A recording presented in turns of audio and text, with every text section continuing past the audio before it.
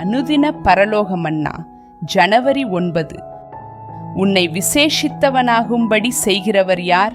உனக்கு உண்டாயிருக்கிறவைகளில் நீ பெற்றுக்கொள்ளாதது யாது? நீ பெற்றுக்கொண்டவனானால் பெற்றுக்கொள்ளாதவன் போல் ஏன் மேன்மை பாராட்டுகிறாய்? 1 கொரிந்தியர் 4:7.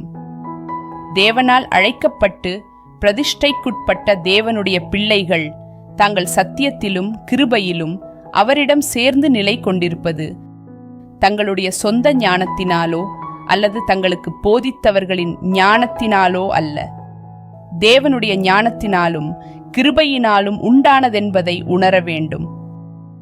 தேவனுடைய சபையிலே ஊழியம் செய்யும் ஒவ்வொருவரும் எந்த பணியில் அவர்கள் அந்த ஊழியத்தில் ஈடுபட்டிருந்தாலும் தங்கள் சுயபலத்தினாலோ அல்லது ஞானத்தினாலோ அதை பெற்றதாக கருதாமல் தேவ ஞானத்தை அவர் மூலமாக பெற்றோம் என்று உணர வேண்டும்.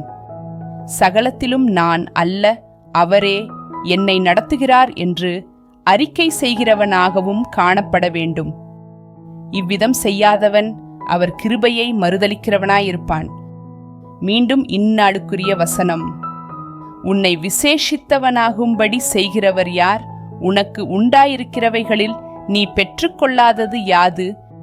நீ பெற்றுக்கொண்டவனானால் பெற்றுக்கொள்ளாதவன் போல் ஏன் மேன்மை பாராட்டுகிறாய்? 1 கொரிந்தியர் 4:7.